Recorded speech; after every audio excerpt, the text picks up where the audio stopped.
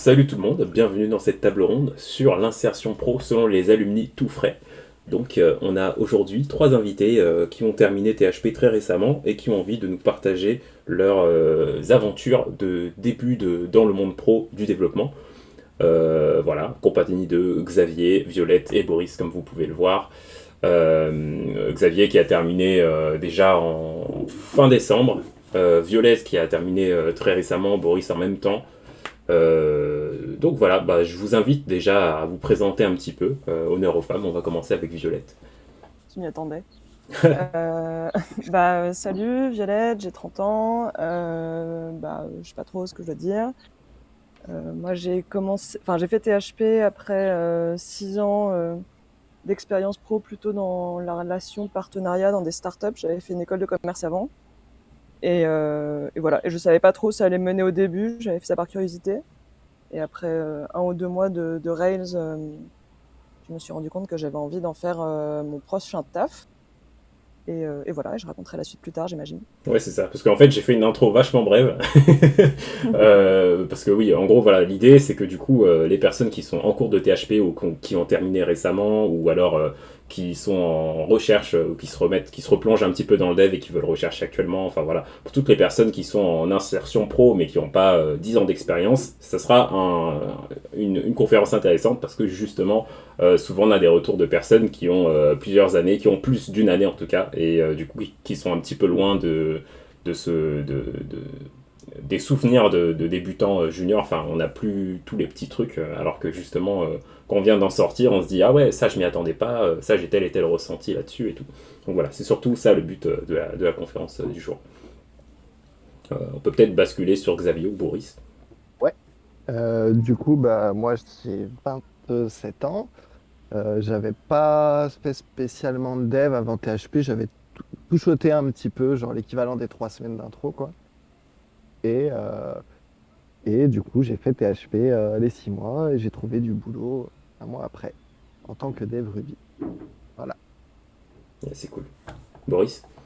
Alors donc moi, c'est Boris, 23 ans. Je viens de Lille et donc je viens de finir le cursus développeur à THP.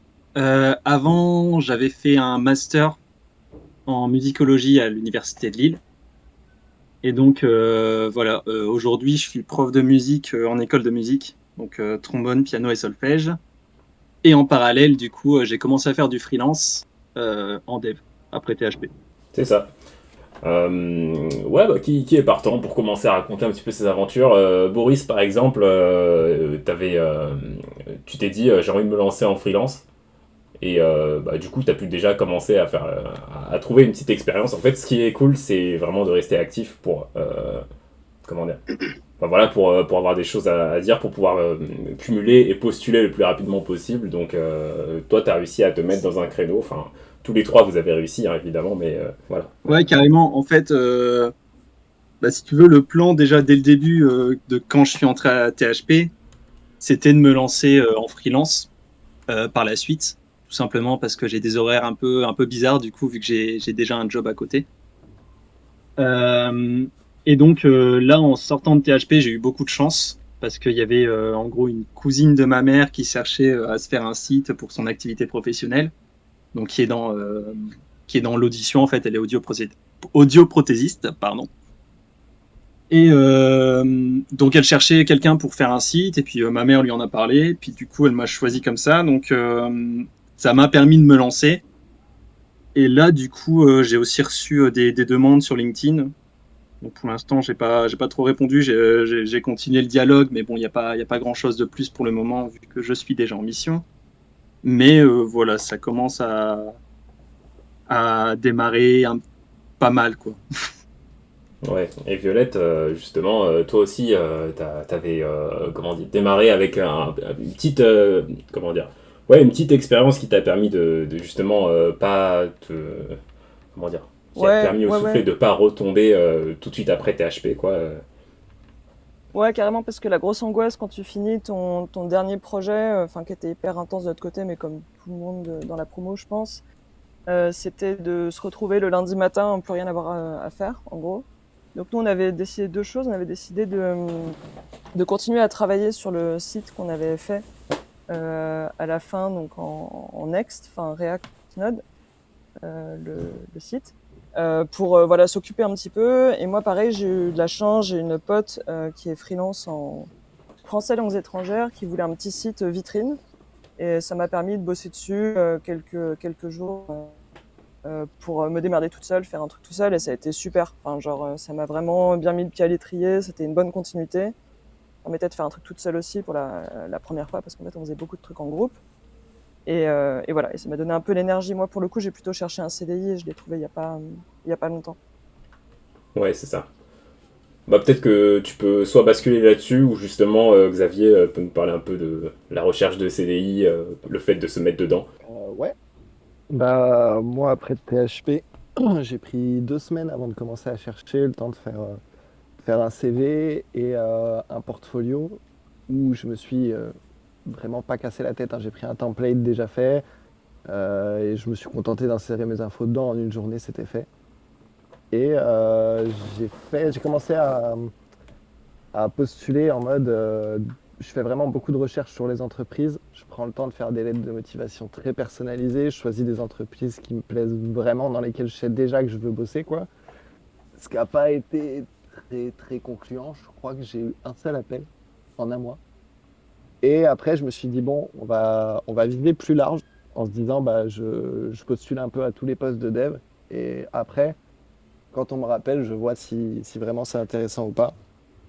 Et au bout d'une semaine, je crois, on m'a appelé. Premier entretien téléphonique. Et après, on a enchaîné toutes les étapes de recrutement et ça s'est fait en 3 semaines. 3 semaines, j'étais embauché. D'accord, ouais, Donc ok. moins de 2 mois après être sorti de THP, j'avais ma promesse d'embauche. Ouais, ouais, ouais, c'est vachement cool. Franchement, mais effectivement, moi, c'est la première technique que tu avais employée, c'est un peu une technique que je recommanderais quand même parce que, enfin, je pense qu'il y a un juste milieu entre tout accepter et être trop sélectif. Tiens, quand je dis tout accepter, je tapais pas développeur dans Ouais, c'est Pôle ça, emploi justement, et t'es choses pas allé finales. jusque-là, mais je pense que Non, quand on non, sort, on n'a pas forcément trop de guidelines, enfin, pas trop de. Ouais, on sait pas trop forcément. Après, il y a des personnes qui ont déjà de l'expérience dans la recherche d'emploi et tout, mais ouais, effectivement, bon, il y a un gap entre tout accepter et puis tout refuser, et ouais, il faut trouver un peu le juste milieu, justement. Si les recruteurs ils voient que que vous dites absolument oui à tout, euh, ils se disent bon, enfin, est-ce que la personne est vraiment partante pour être dans ma boîte ou c'est en fait c'est juste pour avoir du taf quoi. Donc Bah, ça, ils le sentent vite, de toute façon. ouais, Hein, Enfin, après, ça dépend, t'as plein de techniques. Moi, je suis un peu partie comme Xavier au début. Enfin, moi, j'avais tout un tas de critères que j'ai gardés, en fait, et ça a été des bonnes limites. Genre, j'avais calé des critères en termes de rémunération, j'avais calé des critères, enfin, j'habite à Lyon maintenant, donc soit en présentiel à Lyon, soit en full remote ailleurs, mais avec pas d'obligation d'y aller tout le temps dans la boîte pour pas être obligé de vivre dans deux villes, ce que j'avais pas envie de faire. Moi, j'avais une indication en termes de secteur, genre je suis intéressée par le secteur impact, donc économie sociale et solidaire, et je voulais plutôt bosser là-dedans aussi.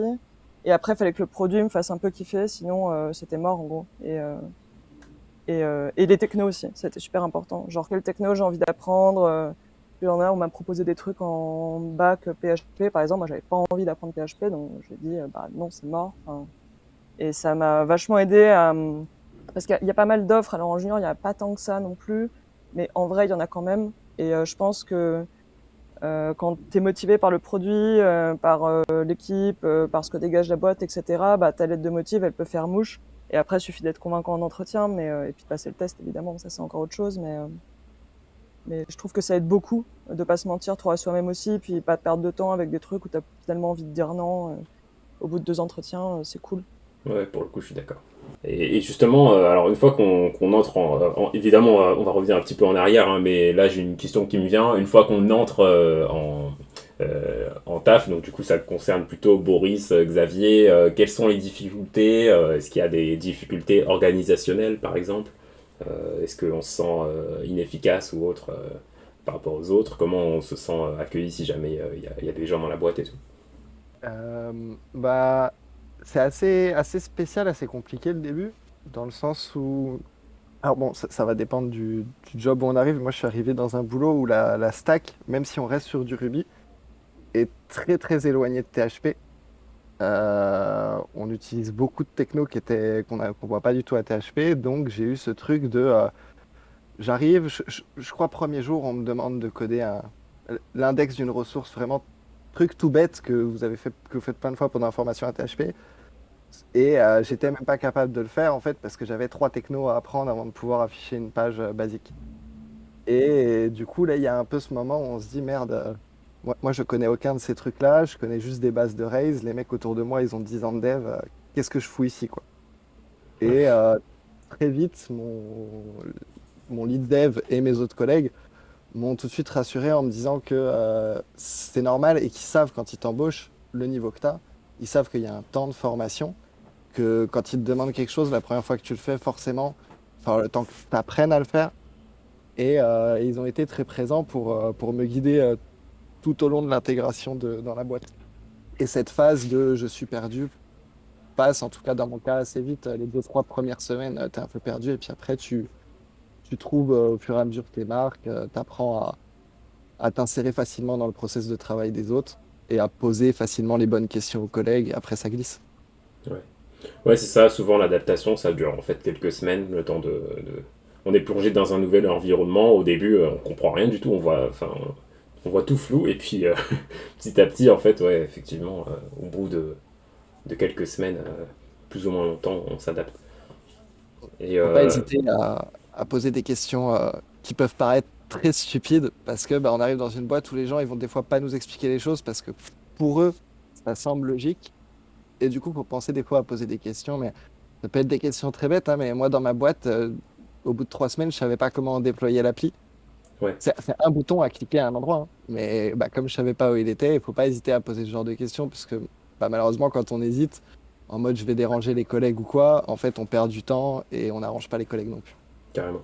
Et aussi, il y a les cas de figure où justement, on est plutôt en solo. Donc, comme Boris, où là, bah, t'as débarqué en freelance, en solo, tu dois faire un site pour quelqu'un, et là, du coup, bah, on se retrouve un peu plus livré à soi-même. Alors, ça a plein d'avantages, ça a plein d'inconvénients. En fait, tout a ses avantages et ses inconvénients.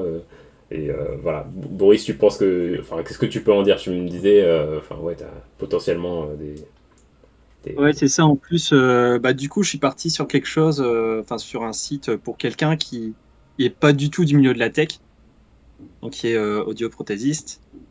Du coup, elle m'a laissé en fait, voilà, carte blanche sur les technos que je voulais utiliser, tout ça. Du coup, ce que j'ai fait, je me suis déjà un truc que j'ai fait avant d'avoir un entretien avec elle, c'est que bon, comme c'était un site pour une audioprothésiste, donc un site vitrine, je suis allé sur Google, j'ai tapé audioprothésiste, je suis allé choper tous les sites et j'ai regardé un petit peu voilà ce qu'il y avait comme différentes sections d'habitude, tout ça, pour avoir de la matière déjà à lui présenter lors de l'entretien. Donc ça, je pense que déjà ça a pas mal plu. Ensuite, qu'est-ce que j'allais dire? Ouais, comme enfin, elle connaissait rien du tout à tout ça, elle m'a laissé complètement libre sur les technos. Donc, comme je suis un peu fou, je me suis dit, vas-y, je vais tester une nouvelle techno pour un site, pour un client, quoi.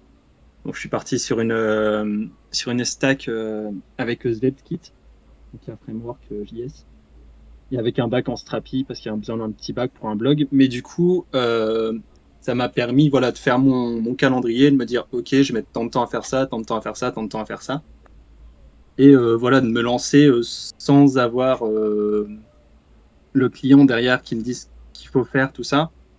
Donc ça, c'est les avantages, ça, c'est les inconvénients, parce que du coup, voilà, avantage, je fais un peu ce que je veux comme je veux, disons.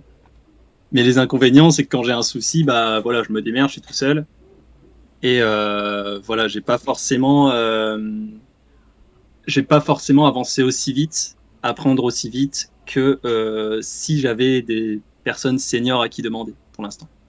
Ouais, d'une part, et d'autre part, bon, quand il y a trop de flexibilité, c'est un peu difficile, que ce soit dans les deadlines, dans les estimations, tout ça, Ouais, c'est ça. des Et estimations c'est pour de ça que poids de travail, de temps. Ouais, je me suis fait des deadlines en fait, parce que de toute façon j'ai besoin de deadlines perso pour travailler. Sinon je m'y mets pas tout simplement. Et du coup voilà, je me suis mis des deadlines. Je me suis dit, je lui ai dit déjà voilà, J'ai dû estimer mes temps forcément, vu que c'est une mission freelance. Et voilà, chaque semaine, je me dis, OK, il faut que ça se soit fait. Après, si je déborde un peu, tant pis. Mais j'essaie de faire au max pour que, voilà, au bout de cette semaine-là, j'ai ça à faire. Il me reste ça à faire. Et ça me permet, voilà, de me motiver alors que je suis tout seul, tout ça.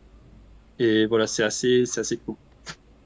Ça va, t'arrives à rentrer dans tes prévisions? Pour l'instant, ça va. Non, franchement, c'est cool. Si dès le départ, tu arrives à respecter ces trucs-là que toi-même tu t'es fixé, c'est assez cool parce que voilà, c'est pas toujours facile de gérer ça, quoi. En plus, il y a eu tout ce qui était création de l'entreprise, tout ça. Oui, c'est ça, ouais. En plus, ouais. Du coup, ouais, t'as tout ce qui est. Alors, il y a peut-être des personnes qui sont intéressées hein, par devenir freelance, donc en soi, tu peux au moins peut-être résumer les petites surprises ou autres. Ou peut-être qu'il n'y avait pas de surprise, hein, peut-être que finalement, c'est assez simple. Pour l'instant, je touche du bois, il n'y en a pas trop de surprises. Elles vont sûrement arriver très vite. Mais ouais, donc, puis j'avais fait comme on en avait parlé vite fait, de créer son auto-entreprise, on avait fait un atelier. Et je l'ai fait avec Shine en fait, donc qui est en fait une banque pro qui permet aussi de créer son auto-entreprise pour toi en fait, donc qui permet de simplifier le processus. Donc je suis passé par là, pour l'instant ça marche, j'ai reçu mon ciré tout ça. Après on va voir comment ça se passe par la suite, si j'ai des surprises ou pas. Alors, ouais, du coup, les entretiens, un petit peu plus de détails là-dessus. Comment ça se prépare, comment vous l'avez vécu, comment... Bon, Boris n'est pas encore concerné par la question, mais Violette, Euh, Xavier, ouais. Bah, moi, j'ai pu demander du coup à ma boîte, parce que ma boîte est encore en recrutement à l'heure actuelle de plusieurs personnes. Et du coup, il y a des entretiens qui sont passés. Donc, j'ai pu savoir un peu les dessous du process de recrutement.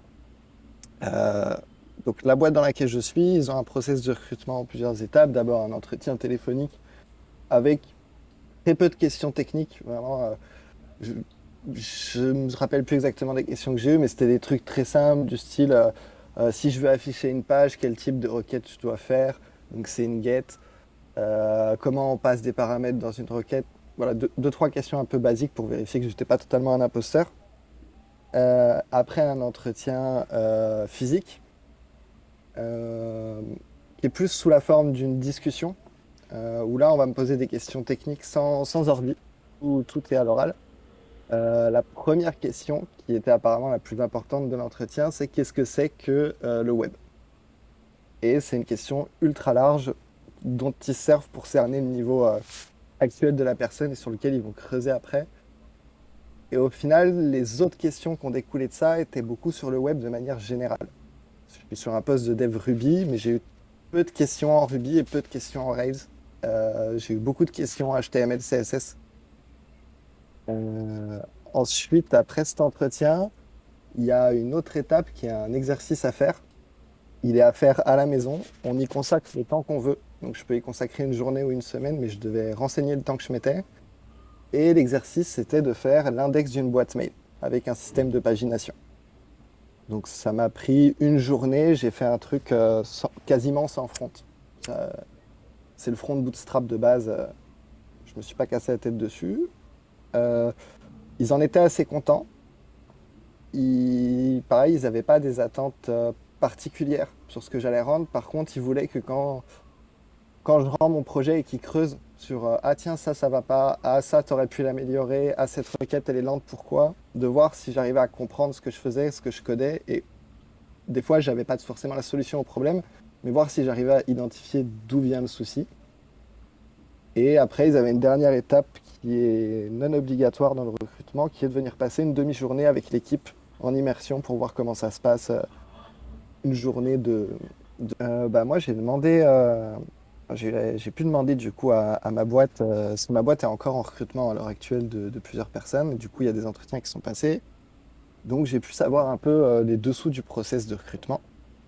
Euh, donc, la boîte dans laquelle je suis, ils ont un process de recrutement en plusieurs étapes. D'abord, un entretien téléphonique avec très peu de questions techniques. Vraiment, je, je me rappelle plus exactement des questions que j'ai eues, mais c'était des trucs très simples du style si je veux afficher une page, quel type de requête je dois faire. Donc, c'est une get. Comment on passe des paramètres dans une requête. voilà, deux, trois questions un peu basiques pour vérifier que je n'étais pas totalement un imposteur. Après un entretien physique, euh, qui est plus sous la forme d'une discussion, où là, on va me poser des questions techniques sans ordi, où tout est à l'oral. La première question, qui était apparemment la plus importante de l'entretien, c'est qu'est-ce que c'est que le web?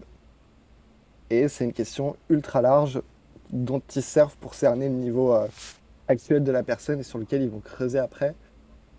Et au final, les autres questions qui ont découlé de ça étaient beaucoup sur le web de manière générale. Je suis sur un poste de dev Ruby, mais j'ai eu peu de questions en Ruby et peu de questions en Rails. J'ai eu beaucoup de questions HTML, CSS. Euh, Ensuite, après cet entretien, il y a une autre étape qui est un exercice à faire. Il est à faire à la maison. On y consacre le temps qu'on veut. Donc, je peux y consacrer une journée ou une semaine, mais je devais renseigner le temps que je mettais. Et l'exercice, c'était de faire l'index d'une boîte mail avec un système de pagination. Donc, ça m'a pris une journée. J'ai fait un truc quasiment sans front. C'est le front bootstrap de base. Je me suis pas cassé la tête dessus. Euh, Ils en étaient assez contents. Pareil, ils n'avaient pas des attentes particulières sur ce que j'allais rendre. Par contre, ils voulaient que quand je rends mon projet et qu'ils creusent sur ah tiens, ça va pas, ah ça, t'aurais pu l'améliorer, ah cette requête, elle est lente, pourquoi? De voir si j'arrivais à comprendre ce que je faisais, ce que je codais. Et des fois, j'avais pas forcément la solution au problème, mais voir si j'arrivais à identifier d'où vient le souci. Et après, ils avaient une dernière étape qui est non obligatoire dans le recrutement, qui est de venir passer une demi-journée avec l'équipe en immersion pour voir comment ça se passe, une journée de travail au sein de la boîte. Ça a été un peu toutes les étapes de recrutement. Et vraiment, il n'y a pas eu de... Pour le niveau de quelqu'un qui sort de THP, il n'y a pas eu de défi technique dans le recrutement. Ce qui n'est pas toujours le cas dans les entretiens. Ouais.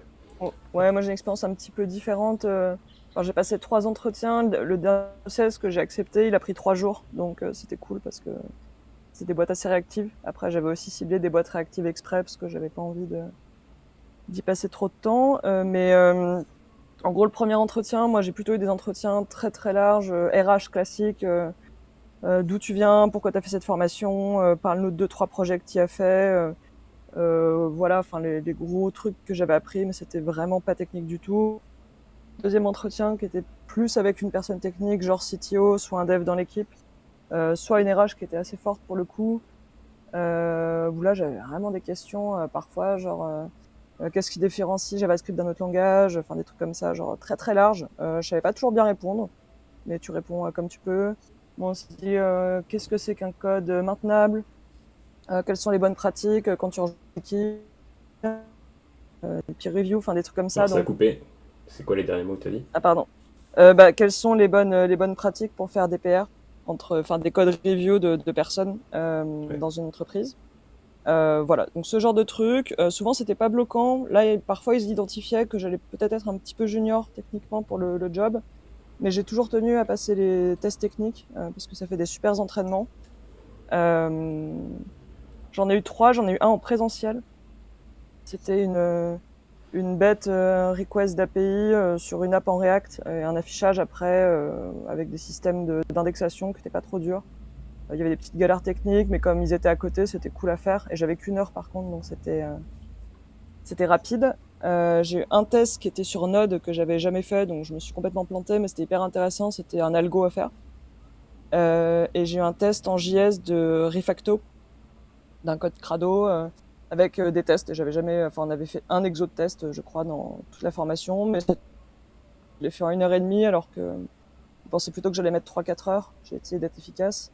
Et après, tu as systématiquement un débrief assez poussé où, comme Xavier, ils vont interroger tes choix, voir comment, enfin, les choix que tu as pris, pourquoi, qu'est-ce que t'as. La question classique, c'est qu'est-ce que j'aurais fait si j'avais eu plus de temps, qu'est-ce que j'aurais pu faire différemment si j'avais plus de connaissances. Voilà. Et après, soit t'as un no-go, soit t'as une promesse d'embauche derrière. Voilà. Le truc qu'il faut pas perdre, je trouve, de vue, et ça fait bien à la question de Julien, qui est que moi, mes exigences, notamment en termes de REM ou de Oui, non, bien sûr. de remote, pas remote, etc.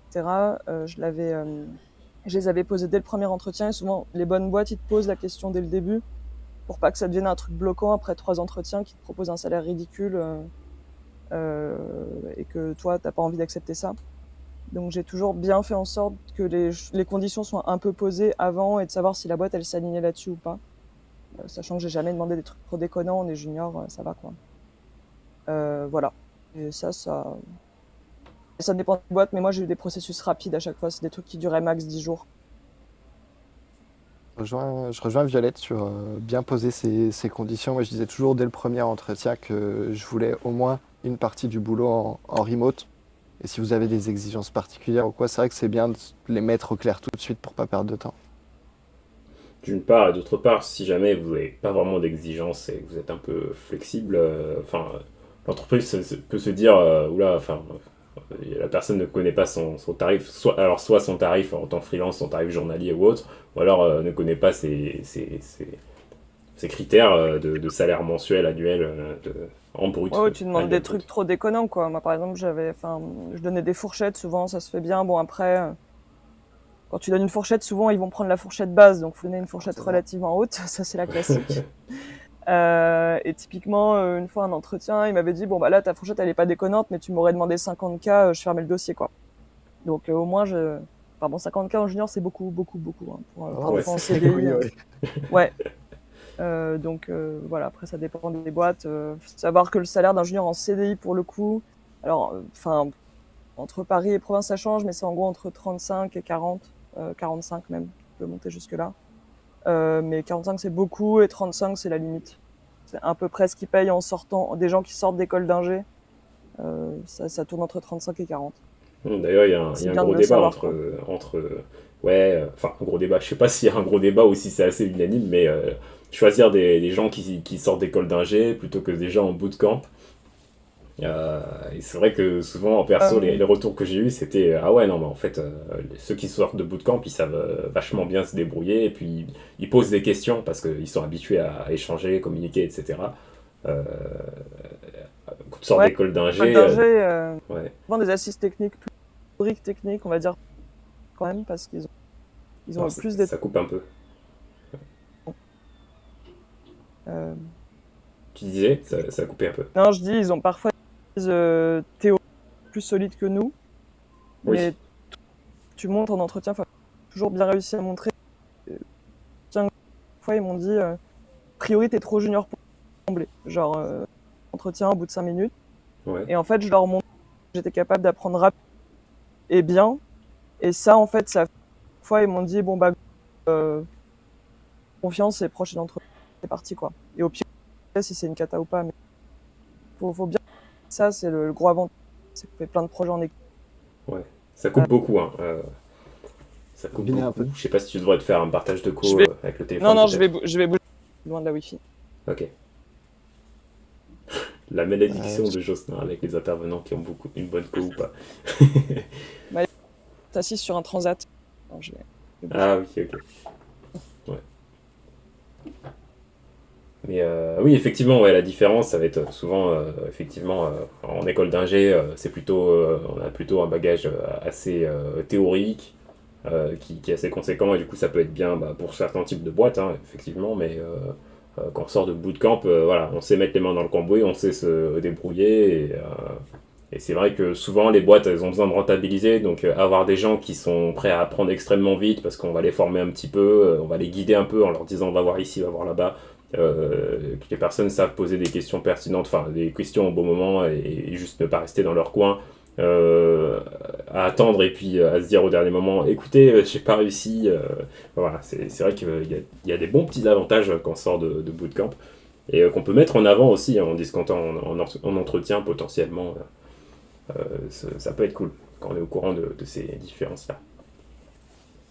Il y a, il y a un autre désavantage aussi des mecs qui sortent d'école d'ingé. En tout cas pour Epitech, pas dire pour les autres. Je sais que dans ma boîte, ils ont recruté pas mal de monde d'Epitech Ouais, en tant que développeur Rails. Et ils avaient ce souci, donc c'était des mecs qui avaient un très très bon niveau de dev, il n'y a pas de souci là-dessus, mais la plupart du temps, qui faisaient principalement des langages bas niveau, majoritairement du C.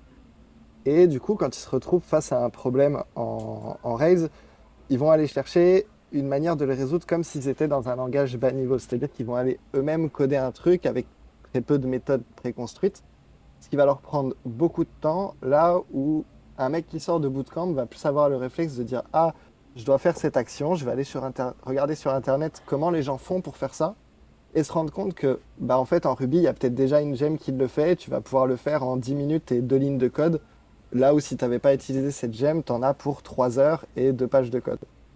Et les mecs qui sortent d'école d'ingé avaient beaucoup de difficultés à se détacher de leurs connaissances bas niveau pour aller rechercher sur Internet. Ouais, c'est vrai. Ouais, on s'est pas mal fait, en fait. Mais assez, assez efficace et grand. Et ça, je pense, c'est. Alors, ça coupe encore, malheureusement. Ça coupe beaucoup. Bon, je rebouge, j'arrive. Ouais, pas de souci. Alors, en attendant, question, c'est déconnant de demander du 4/5e en junior, pour d'interrogation. Je sais pas ce que c'est que du 4-5. Ouais, moi aussi, j'espérais que quelqu'un Et- sache. 405, hein. Bah, c'est bossé 100%. Ah oui, C'est 4/5e, oui, de Ah. la semaine. Oui, d'accord. Ouais. Oui, ça va dépendre des boîtes et de comment tu négocies à ton entretien. Moi, je suis à 2 jours sur 5 de présentiel. Mais je sais que j'ai un collègue qui est à 1 jour sur 5 de présentiel, donc il a le 4-5e sans souci. Ah, mais 4-5, ton temps de travail, Kiem. Bah, après, ça dépend. Est-ce Tu qu'on peux- parle tu peux- d'avoir C'est 4 jours 4-5e en. en présentiel ou c'est 4-5e, genre je Non, travaille non, 4 c'est jours? jour par semaine et Ouais, c'est ton c'est- grand week-end. Ah, Ouais, tu bosses 4 jours par semaine. Ouais. ça, je suppose, c'est pareil, ça va dépendre Des des boîtes, mais boîtes. alors, pour mon expérience perso, mais après c'est pas à prendre non plus, voilà. Mais pendant une période j'ai cherché que ça, enfin même jusqu'à 3/5e, parce que je voulais faire un side project en code et je me disais bon, faire un side project assez conséquent, ça demande d'avoir du temps. Et c'était vraiment vraiment galère à trouver. En fait, j'étais en contact avec plusieurs cabinets de recrutement. T'en avais qui étaient quasiment amoureux de moi, donc ils étaient prêts à chercher des choses pour moi, mais ils ont pas trouvé. Moi-même de mon côté, je faisais des recherches, je trouvais pas. Après, est-ce que je faisais bien mes recherches, etc. Voilà, sur le temps d'une vie, on a beaucoup enfin voilà, on évolue quoi. Mais effectivement, c'est potentiellement assez difficile à trouver. Avec une bonne stratégie, peut-être que ça se fait. Après, il y a aussi. Moi, je sais que dans ma boîte, je suis officiellement en 5 jours de travail, mais on les arrange comme on veut. Par exemple, là, cet après-midi, là, en début d'après-midi, je travaille pas. Et en fin d'après-midi, j'ai un truc perso à faire. Demain, du coup, je vais bosser et j'aurais pu décider, si je voulais pas bosser le week-end, bah, hier, de me faire une plus grosse journée pour pas avoir de travail à faire aujourd'hui. Du coup, Ouais. c'est pas du 4-5e, mais voilà, si ta boîte est pas trop chiante là-dessus et s'ils travaillent surtout au sprint, à la tâche faite et que les journées de présentiel, c'est surtout du. Enfin, quand on me demande de venir, surtout parce qu'il y a des réunions et que c'est obligé, que le reste du temps, c'est au travail rendu. Je pense que dans ces moments-là, tu peux négocier de dire, bah voilà, moi, tel jour de la semaine, je serai jamais dispo. Mais je pense que ça se négocie au cas par cas. Ouais. Ouais, carrément. J'ai vu aussi. Enfin, il y a de la flexibilité en fait sur les horaires, tout un tas de choses. C'est un peu compliqué. Si tu peux te faire un partage de co par téléphone, c'est génial, je pense. Parce que ça saute beaucoup. Ah, peut-être le micro avec le réducteur de bruit ambiant, peut-être. Détection automatique. C'était le micro le problème. Grosse qualité, ouais, carrément. Ouais. Bah, c'est cool. Du coup, tu disais quoi? Ouais. Non, je sais plus ce que je disais. Oui, non, mais je parlais juste que ça dépendait des boîtes, mais que moi, les devs que j'ai eu dans la boîte que je vais rejoindre, je commence le 7 juin, j'ai pas encore commencé. J'ai négocié 2 semaines de vacances avant, mais en gros, il y a des gens qui commencent à bosser à 11h, qui finissent à 18h. Il y en a plus les N+1, enfin les gens un peu plus lead sur les boîtes, enfin sur les équipes, ils taffent plus. Enfin, ça dépend vraiment, mais a priori, quand tu fais le taf, même si tu le fais en 5 heures, comme tu es en full télétravail, de toute façon, l'idée c'est que le taf soit fait et que tu fasses pas du rab. Moi, c'est un truc que je demande en fait à chaque fois pour savoir, parce que comme j'ai ciblé pas mal plutôt des startups, je sais que souvent, pour avoir déjà bossé dans les startups, ça peut être un peu pressurisant et je voulais pas de conditions de boulot trop intenses. Donc en fait, j'ai demandé et puis c'est bon. Et sur mon contrat, c'est inscrit que je dois être dispo de 10h à 18h, je crois. Donc ça va. Ah, c'est bien ça, Mais c'est clair. avec plein de possibilités de si j'ai des trucs perso à faire, si j'ai envie d'aller faire du sport à midi, n'importe quoi, je peux me prendre des grandes pauses, etc. Il n'y a pas de souci, quoi. Ouais, C'est pour moi, une pareil, startup, clairement. Violette? Ouais. Ouais. Moi, c'est une startup aussi. Je me dis que c'est peut-être plus. Les ambiances comme ça sont peut-être plus à la cool dans les startups. Ah, c'est une pure supposition, hein, mais que dans les Bah grosses SS2I, où c'est peut-être un peu plus carré. ouais, bah enfin moi la mienne, elle vient de lever beaucoup d'argent, donc en fait ils voulaient recruter très vite plein de profils un peu différents. Et pour le coup, ils sont très très très accommodants sur les conditions pour tout le monde, même, enfin surtout en fait, ils sont vraiment très flex. Genre ils me payent un cowork, ils payent bien, ils font ci, ils font ça, c'est cool. Et en fait, c'est juste que je suis tombé sur la bonne. Après, il y en a où c'était plus compliqué, donc ça dépend aussi des boîtes, mais il faut vite le cibler ça. Euh, voilà. Mais bon, là, j'avoue qu'à la fin, je me suis dit, je vais commencer à cibler les startups. Enfin, je m'étais branché un peu quelle startup recrute en ce moment. Donc, c'est quelle startup qui a levé des fonds il y a un mois, en gros, hein. C'est grosso modo ça, au-dessus de quelques millions d'euros. Et bon, bah, j'avais ciblé dans mon secteur et en fait, il y en avait plusieurs. Et là, ça a commencé à bien répondre, quoi, parce qu'en fait, c'est des boîtes qui peuvent se permettre d'avoir des juniors, qui peuvent les former et qui sont très très flexibles sur les conditions parce qu'ils ont envie d'avoir plein de devs d'un coup, surtout sur des produits. Moi, c'est un SaaS, software, je sais plus, as a platform, je sais plus. Enfin bref, donc c'est une Service. plateforme, Ouais, ouais, service. service as a platform, ouais, c'est ça. Et donc en fait, ben c'est là où la tech c'est hyper important. Donc sur les devs, ils sont vraiment prêts à mettre le prix et à leur offrir un peu tout ce qu'ils veulent. Donc c'est cool. Voilà. Mais Ouais. bon.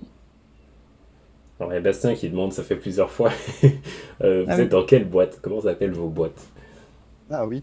Moi, je suis dans une boîte qui s'appelle Lekir Web et qui est une sous-boîte d'une société qui s'appelle Lekir, qui fait jeux vidéo, intelligence artificielle et web. Ah, intéressant ça. Je fais que du web, hein, je Oui, fais pas mais d'IA. le secteur est cool. Ouais, puis du coup, ça donne des pauses repas vachement sympas avec des devs qui viennent de différents horizons. Ouais, ouais, ça fait des discussions assez intéressantes. Et moi, Greenly, c'est une boîte qui fait une plateforme de calcul d'empreinte carbone pour les entreprises. Donc c'est du B2B. Et voilà. Et ils sont en train de grossir assez vite. Donc c'est cool. Je crois que ma société va contacter la tienne. Parfait si je peux leur apporter du business. Il me semble, parce qu'on est beaucoup dans des gros délires d'éco-conception là, et on cherche justement des entreprises pour nous identifier si on est bon ou pas en termes Ok. d'éco-responsabilité. Bah Et parfait. il me semble que le nom, parce que le nom de ta boîte est ressorti justement dans les réunions ces derniers jours, donc je crois qu'on va te contacter dans pas longtemps. Ouais, carrément. C'est un gros secteur. Il y a 4-5 boîtes sur le marché en ce moment qui ont levé beaucoup d'argent. Donc ça va se bouffer dans 2-3 ans. Mais pour le moment, ça recrute juste beaucoup, quoi. Donc c'est cool. Puis les produits sont trop intéressants. Enfin, moi, c'est un secteur qui me plaît beaucoup. Donc c'est cool. Ouais. Cool quand ta boîte peut porter des valeurs que tu partages. C'est important. Et surtout après, ça fait que tu t'entends. Enfin, moi, c'est un truc qui a aussi en entretien. Et c'est pour ça que je disais au début que c'est important d'aller chercher des produits ou des boîtes qui résonnent un peu avec ce que tu as envie de faire. Parce qu'en entretien, ça résonne super vite avec les gens, très vite, que ce soit ce secteur-là ou d'autres. Jeux vidéo, n'importe, enfin, ce que tu veux, en fait. Et t'es moins obligé de te mentir. Tu vas moins avoir envie de te casser au bout de 6 mois. Et en plus, en entretien, c'est une bonne porte d'entrée parce que les gens, ils le sentent, en fait. Si t'as envie et si ça t'intéresse. Et je pense que toi, pour te défoncer sur un produit, moi, ce qui est un peu mon objectif, c'est de bosser pas mal et de progresser très vite. J'aurais pas eu envie de faire ça sur un produit qui me plaît à moitié, quoi. Genre, j'ai vraiment autre chose à faire que de faire ça, donc c'était un peu mon idée, quoi. Dire, quitte à bosser 5 jours par semaine, autant le faire dans un truc qui me plaît, quoi. Mais bon, ça dépend de chacun. Moi, j'avais le temps de chercher et tout le monde n'a pas cette chance, donc faut un peu, voilà, Ouais. faire selon ses obligations financières ou autres, quoi. Non, mais effectivement, moi pour le coup, je suis d'accord avec toi. Faut choisir quelque chose qu'on aime bien. Ça Ouais. paraît assez. En tout cas, si on s'en rend pas compte avant, on s'en rend compte pendant. Je sais pas si on a répondu à toutes les questions. Ouais, pour l'instant, il n'y a pas de question qui revient. Il y en avait eu S'il y avant. avait une question plus pour Boris, je crois. Où et comment trouver des Oui, clients quand on est exact. freelance? Ouais, c'est ça. Bah, via sa maman. Bah, où et comment il y a des plateformes qui sont faites pour ça. Donc, par exemple, Malte, Welcome to the Jungle, tout ça. Donc, ils sont des plateformes vraiment où tu t'inscris et puis tu mets ton tarif journalier. Tu renseignes ton profil un petit peu, voilà, tout ce que tu fais, tout ce que tu as fait, etc. Et les entreprises qui cherchent des freelances peuvent venir trouver ton profil et t'embaucher en fait par cet intermédiaire-là. C'est un premier intermédiaire. Ensuite, il y a le bouche à oreille, bien sûr, voilà, qui fonctionne ou qui fonctionne pas, ça dépend. Faut essayer de se faire un petit réseau, qui pour l'instant il est très peu fourni chez moi, mais bon, Ouais, ça peut être une. effectivement, pour aller dans ton sens, c'est quelque chose que je recommande pas mal, le bouche à oreille. En fait, on le sous-estime parce qu'on se dit qu'on connaît personne, mais déjà, Ouais. faut se rappeler qu'on fait partie de la communauté THP, donc il y a beaucoup de gens dedans. Et en soi, si on arrive à lancer des petits messages de ouais, quelqu'un fait ci, quelqu'un fait ça, bon, ça peut potentiellement déboucher. Il y a ça, et puis après, ouais, en fait, quand on creuse un peu, on se pose un petit moment pour creuser le réseau qu'on a personnel, quoi, le réseau social. Enfin, voilà. À ce moment-là, on se dit, ah ouais, non, mais en fait, il y a telle et telle personne et tout. Si par exemple on a fait une formation en commun avec quelqu'un euh, ou une école, typiquement, bah, peut-être que dans cette école-là, cette formation, les personnes ont des projets et c'est bien de leur poser la question. Et peut-être que du coup, si on leur pose la question, ils vont dire ah non, en fait, j'ai un ami qui le fait, moi je le fais pas, mais va voir telle personne et tout. Donc si on creuse un petit peu, en fait, il y a des choses à faire et c'est toujours plus facile de déboucher un travail de cette manière-là parce que la personne elle connaît par un intermédiaire, donc elle se dit c'est quelqu'un de confiance potentiellement, ou alors la personne voit directement qui on est et puis peut comprendre, peut se dire ouais, ok, cette personne je la sens bien et tout. Ouais, puis après, bah, il y a aussi LinkedIn qui fonctionne, hein. Ça, Oui, essayer d'un petit peu soigner ça, et puis il y a des gens qui vont venir, de toute façon, des chasseurs de tête, qui vont venir te contacter, et voilà, après, voilà, ça peut venir de plusieurs endroits. mais ouais, après, bon, LinkedIn, il faut filtrer un peu. Mais après, justement, on se dit, on a cet a priori de il faut filtrer, et finalement, on peut se mettre à répondre à quelqu'un et se dire, ah ouais, non, en fait, je tombe sur une personne incroyable, sur un groupe incroyable. Donc ouais, toujours rester un petit peu ouvert et puis analyser, stalker un peu les gens qui vous parlent. Pour Ah voir. oui, ça c'est un autre truc que je conseille d'ailleurs. Enfin, je pense que ça marche pour le free comme pour la recherche de CDI. Moi, j'avais un peu, enfin, je suis pas très très bonne pour faire du réseau et l'entretenir, mais en plus, comme je bougeais de ville, j'en ai un peu profité pour parler à tous mes potes que je croisais. Je cherche un taf dans tel secteur, blablabla, blablabla, et genre, et ça aidait pas mal en fait. Enfin, en vrai, ils m'ont envoyé des contacts cool. J'ai aussi remarqué qu'il y avait plein d'alumni THP qui traînaient dans les boîtes où j'avais postulé. Et donc ça, c'était bien parce que ça, ils savaient déjà comment accueillir des juniors. Et c'était l'occasion de discuter avec eux. Et ça a bien relancé des choses aussi. Donc je conseille vachement de le faire. Et si vous avez des potes qui bossent un peu dans la tech, qui peuvent avoir des contacts et tout, n'hésitez vraiment pas à le faire.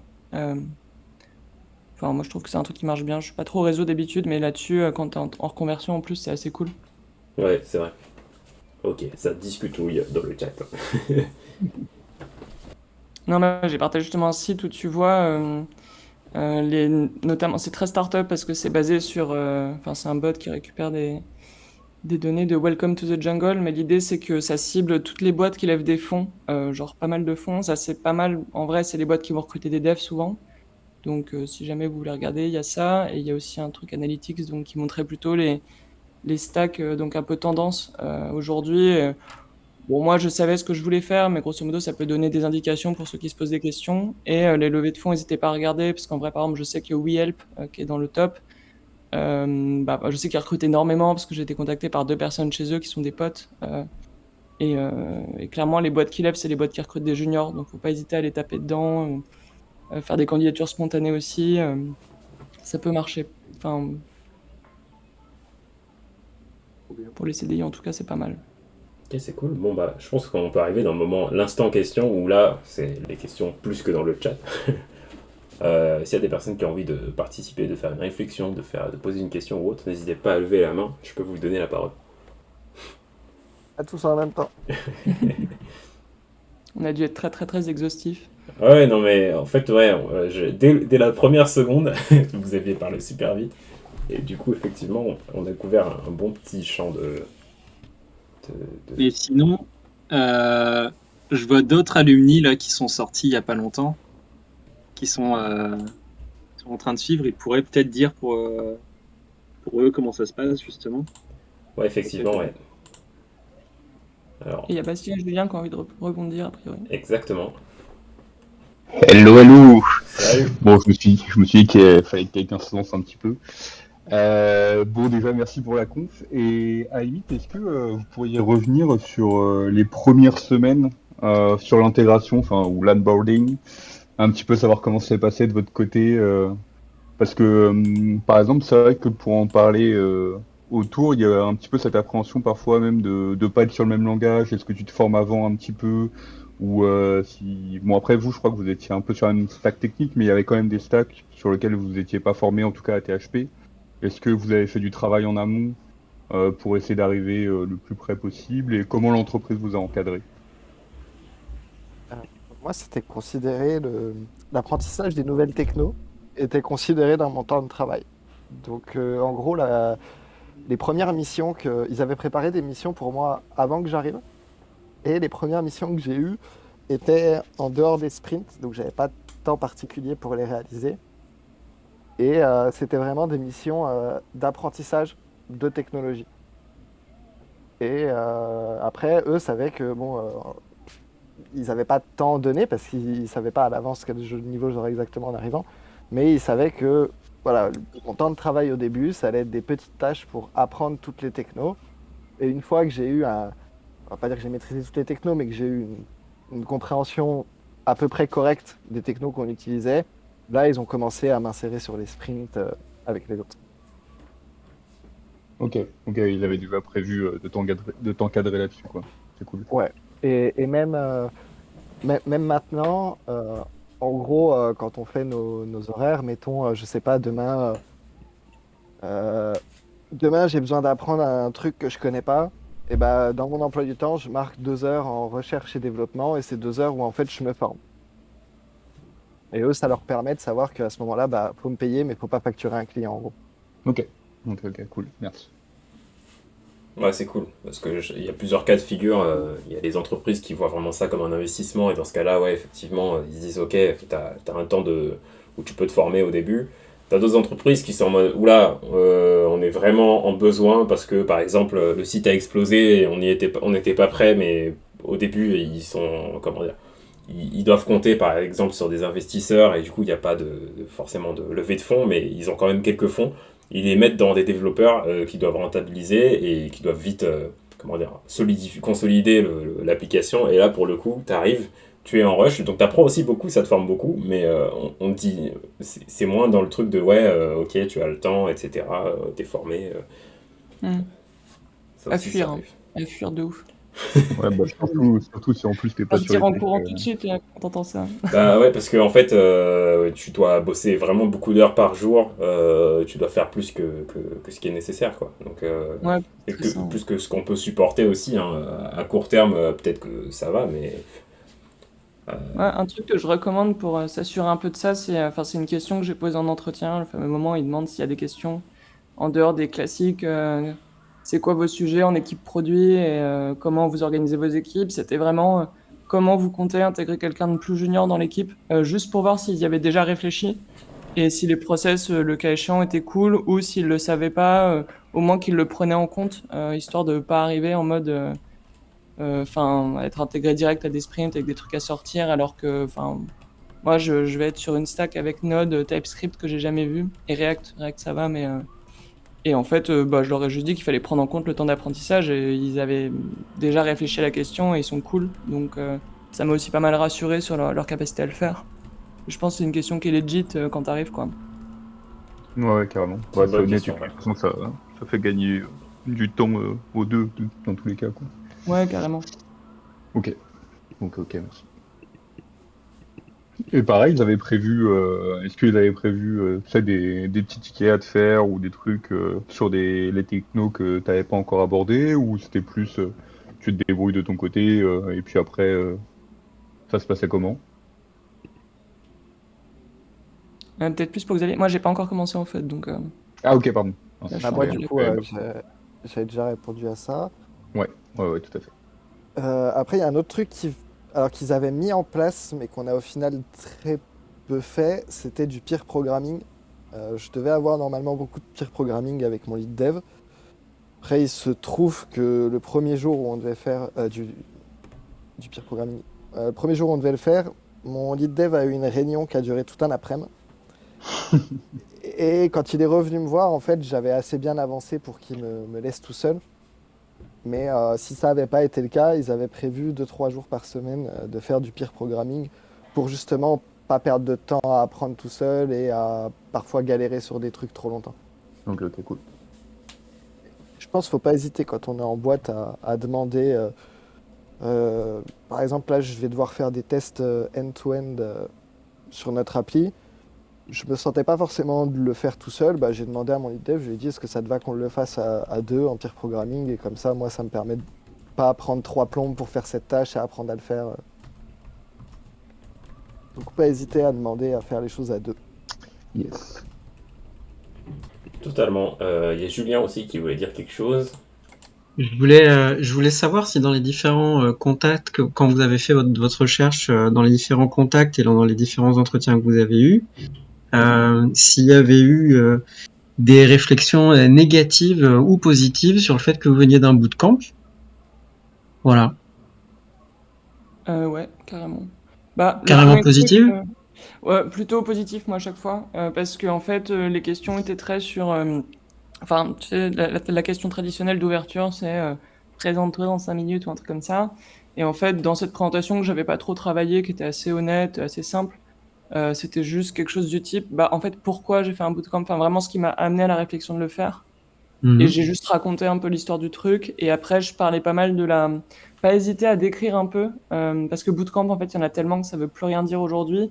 Et moi, j'ai pas hésité à décrire la philosophie un peu THP, donc le fait qu'il n'y ait pas de prof, le fait que tu te démerdes entre élèves, le fait que tu passes ton temps sur Internet à regarder des trucs, tous les projets que tu fais, le côté très applicatif de la formation. Et ça les rassurait vachement parce qu'ils disaient, ah ok, elle a pas juste lu des trucs et fait 3-4 kata dans son coin, tu vois. En gros, ils ont fait des projets de groupe qui sont structurés, qui sont construits, il y avait un jury, ils étaient corrigés par les élèves, ils avaient 3-4 projets à sortir, enfin un ou deux plutôt à sortir par semaine, avec un timing et tout, et ça, mine de rien, ça cadrait bien la discussion.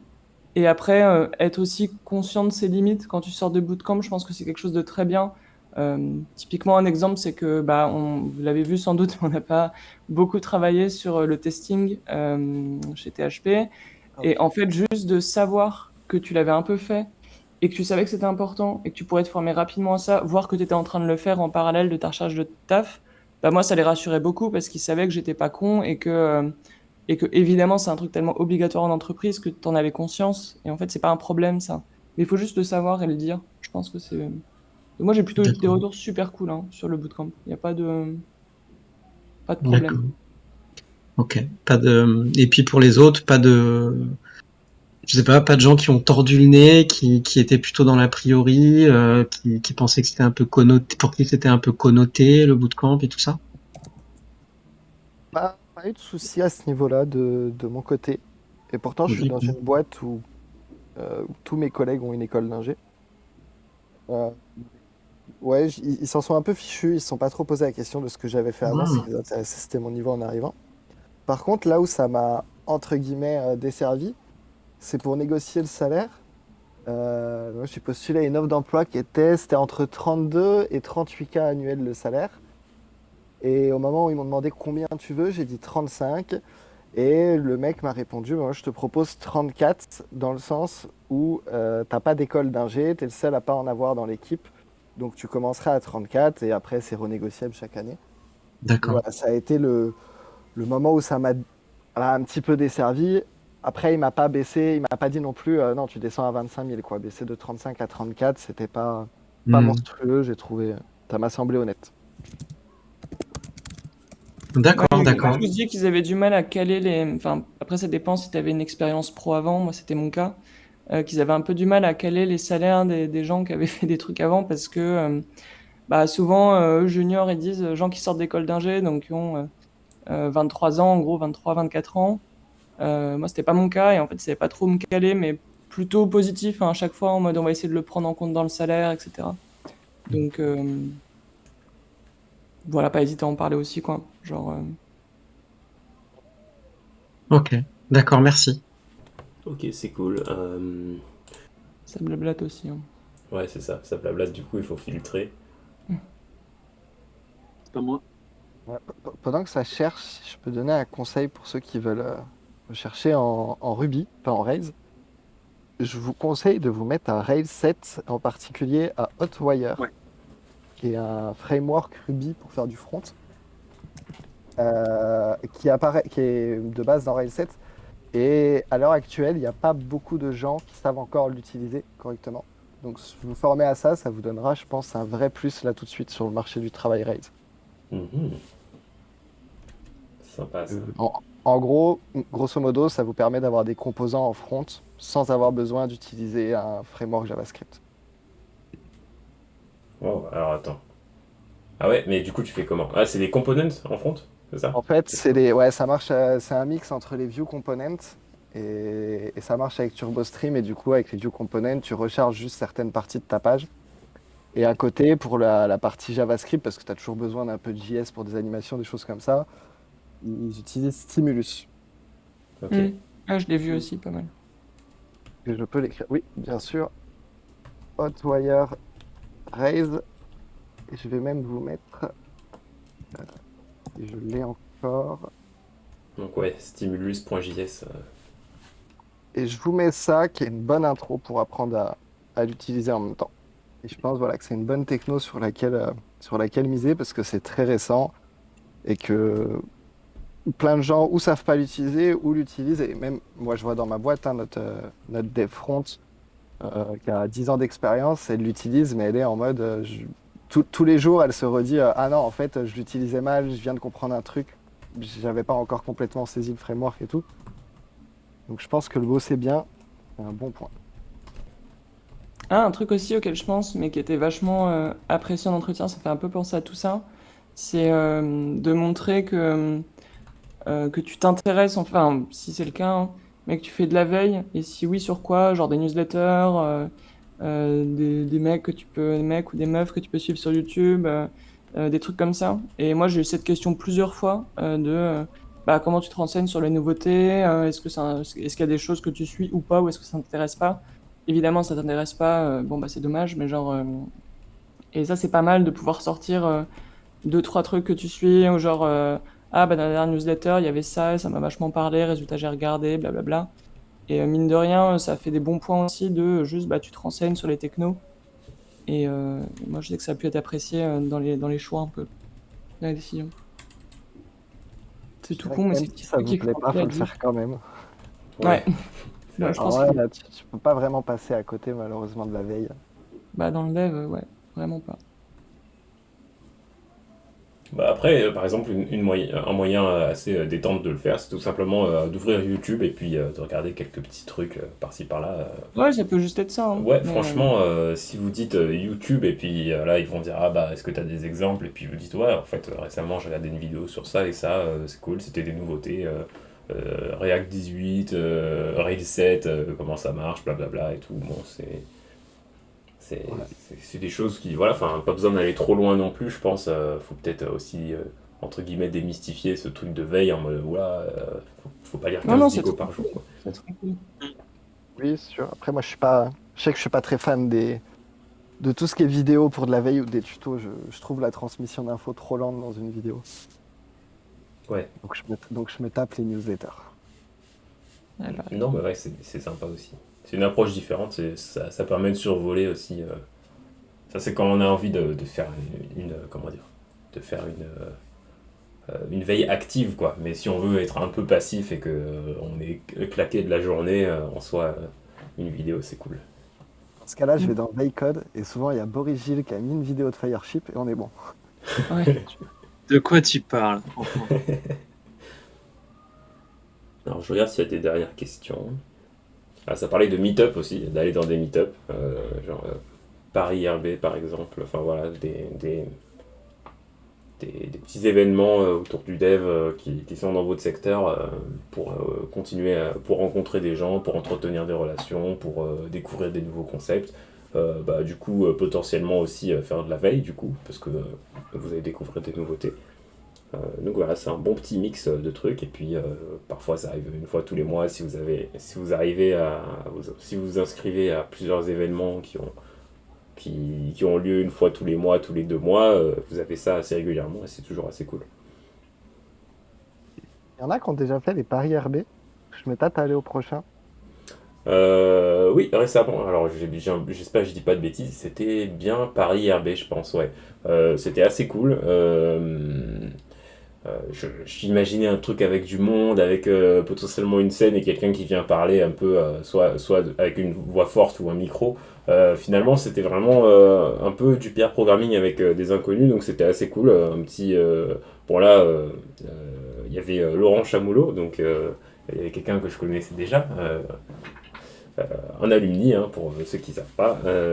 Et donc, ouais, c'est cool. Un petit peer coding, peer programming. Et après, bon, à la fin, on était censé manger des pizzas et tout, mais ce pari RB là était un peu improvisé et puis fait à l'arrache.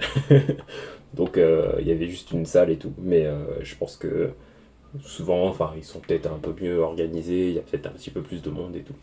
En tout cas, c'était sympa.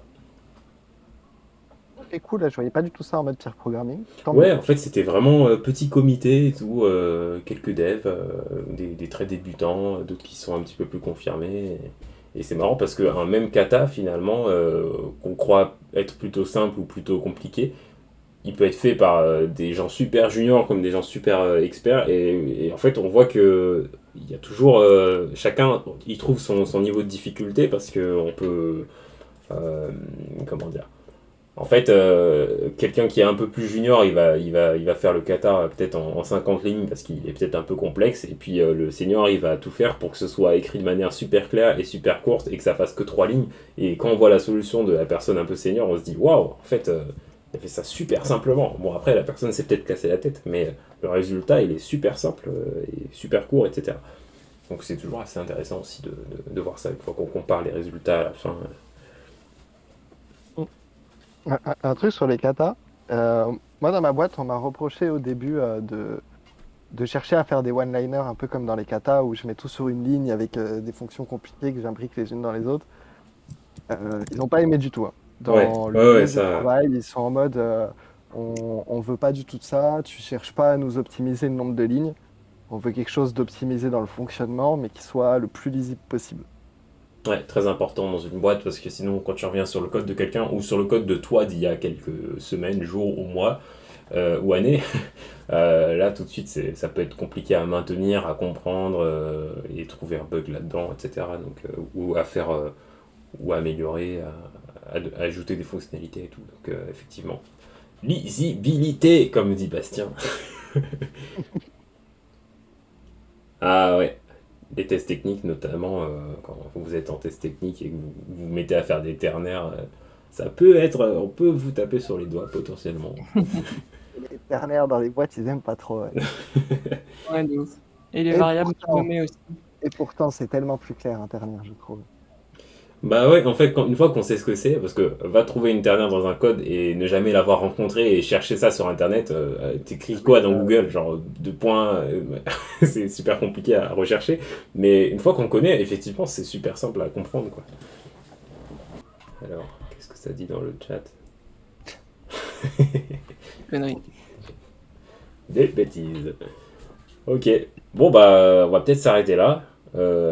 Merci en tout cas à vous trois d'être venus. Merci au public de nous avoir écoutés. Et puis ce fut un plaisir de vous accueillir et de parler avec tout le monde ici présent. On se dit à très bientôt dans une prochaine table ronde. Plaisir partagé. À bientôt. Super. Ouais, et désolé pour le micro merdique. Il n'y a pas de souci. Et, j'en profite avant de partir. S'il y en a qui commencent à bosser Hotwire et qui ont des questions, n'hésitez pas à m'envoyer un message sur Slack ou Discord. Je suis relativement dispo. Ouais, je t'envoie un message tout de suite. Super. Bon, à plus. Si je reçois trop de messages, on fera un atelier. Ouais, ouais, carrément. Ok. Allez, ciao tout le monde. Bon Salut. vendredi et bon week-end à tout le monde. Du coup. Salut. Yes. Salut. Bye bye. Ciao.